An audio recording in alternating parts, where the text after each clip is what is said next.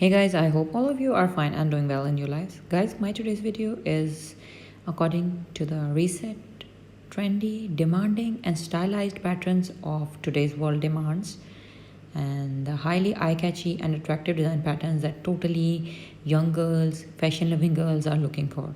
So guys, now let's move towards our main concern, that is how you can design these patterns.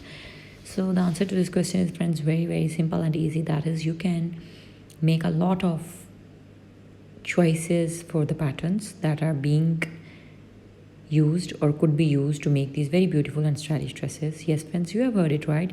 You can use the art of machine embroidery, you can use the art of digital machines, you can use the art of computer embroidery, and the very beautiful and most preferable medium, that is the art of hand embroidery. So use these patterns as a prerequisite and design your dresses and become like a very beautiful and exquisite designer by sitting at your home.